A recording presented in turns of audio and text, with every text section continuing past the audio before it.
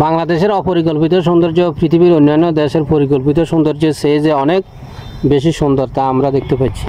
এই যে পথে প্রান্তরে মাঠে ঘাটে কত সুন্দর সৌন্দর্য ছড়িয়ে রয়েছে, ফুলের সৌন্দর্য, সবুজ শ্যামলের সৌন্দর্য,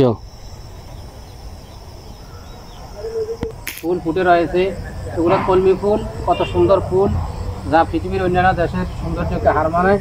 যা করার জন্য এই দেশের মানুষের অপরিকল্পিতভাবে এগুলো বেড়ে উঠেছে।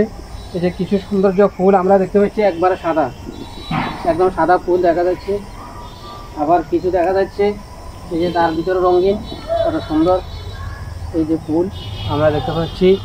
এভাবে আমাদের দেশের সৌন্দর্যগুলা অন্যান্য দেশের সৌন্দর্যের চেয়ে অনেক বেশি সুন্দর।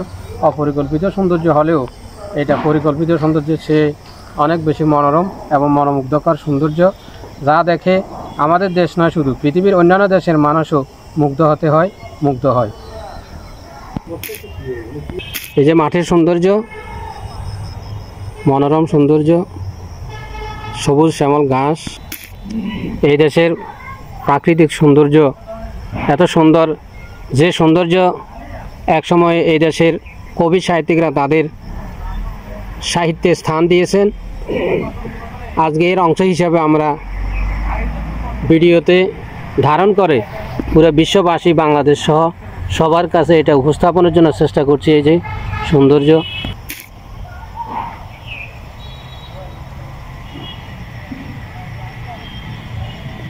এটি একটি তুলসী গাছের চিত্র, যা প্রতিদিন অনেক হিন্দু ধর্মাবলম্বী ওনারা এখান থেকে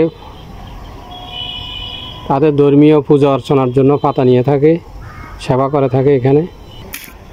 এই যে তুলসী গাছ, এই তুলসী গাছ পূজা অর্চনা ছাড়াও এটি ঠান্ডাজনিত বিভিন্ন ওষুধের কাজে এর পাতা বাকল ব্যবহার করা হয়।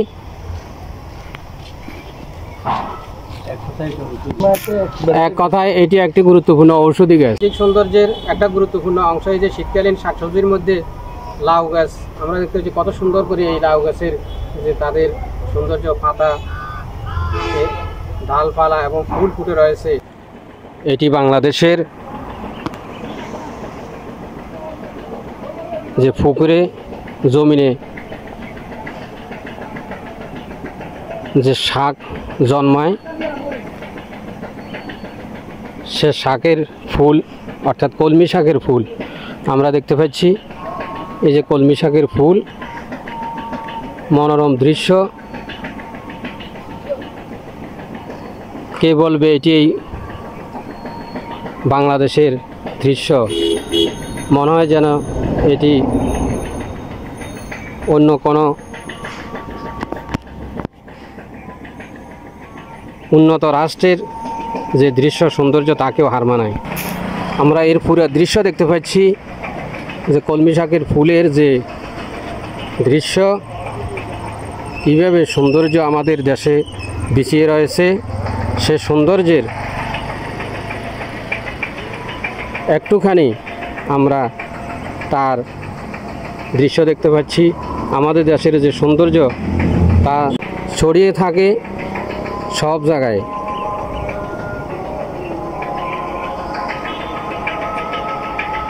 এটি কলমি ফুলের সৌন্দর্য, যা পানিতে জমিনে জন্মে, যেটা করার জন্য কোনো চাষ করা প্রয়োজন হয় না।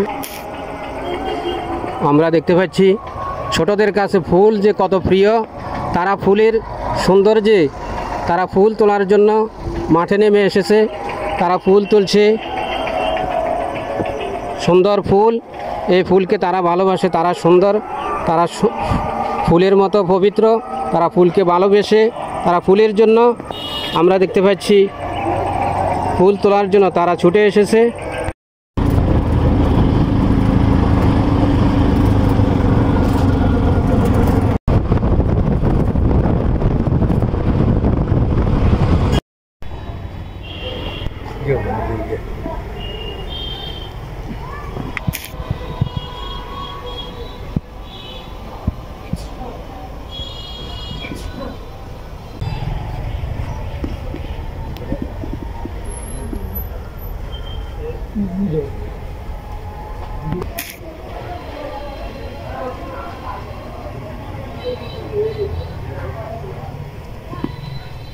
কত সুন্দর আমরা দেখতে পাচ্ছি ফুলের মোহনীয় রূপ দেখা যাচ্ছে।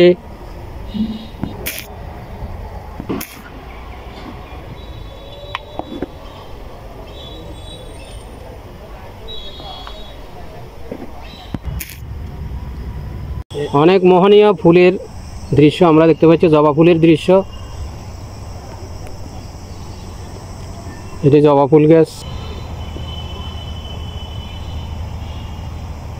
আমরা দেখতে পাচ্ছি শরতের মেঘাচ্ছন্ন গম্ভীর আকাশ, ধেয়ে আসছে ভয়ঙ্কর বাতাস।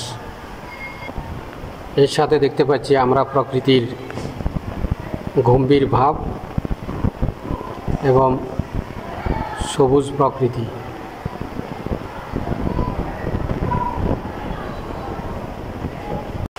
বাংলায় শরতের বৃষ্টির দৃশ্য আমরা দেখতে পাচ্ছি, যেমন সবুজ ক্ষেত তেমনি প্রকৃতি।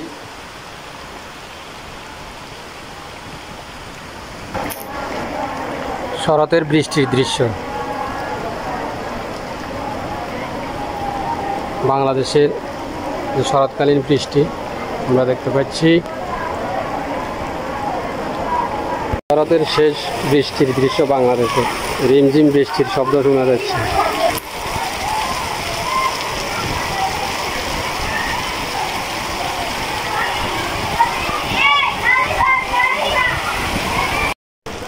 শরতের বৃষ্টির দৃশ্য।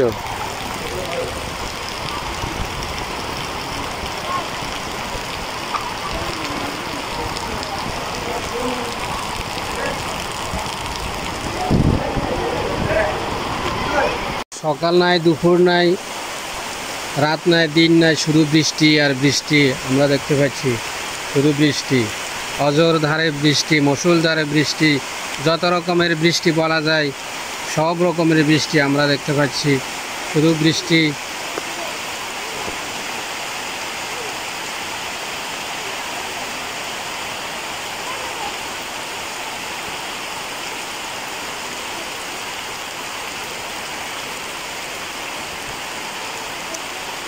অতীতের সকল রেকর্ড ভঙ্গ করে 2024 সালের যে বৃষ্টি হচ্ছে তা সকল রেকর্ডকে ভেঙে দিয়েছে। সকল বাড়ি ঘর আমরা দেখতে পাচ্ছি ডুবে পানিতে একাকার হয়ে গিয়েছে। শুধু পানি আর পানি। অনেকের থাকার যে ঘর, সেই ঘর পর্যন্ত ডুবে গিয়েছে, থাকার জায়গা নেই, কারো রান্নাবান্না করার ব্যবস্থা নেই, কারো হাজত সারার মতো ব্যবস্থা নেই। শুধু পানি আর পানি। মানুষের দুর্ভোগ, মানুষের পানিবন্দী জীবন। অনেকের ঘর পর্যন্ত নোয়াখালীর বিভিন্ন অঞ্চলের খবর আসছে যে পানির নিচে, অনেকে আশ্রয় কেন্দ্রে চলে গিয়েছে। এছাড়া পাহাড়ি ঢল, ভারতীয় পানি সহ বিভিন্ন পানিতে শুধু বৃষ্টি আর বৃষ্টি। আমরা দেখতে পাচ্ছি যে বৃষ্টিতে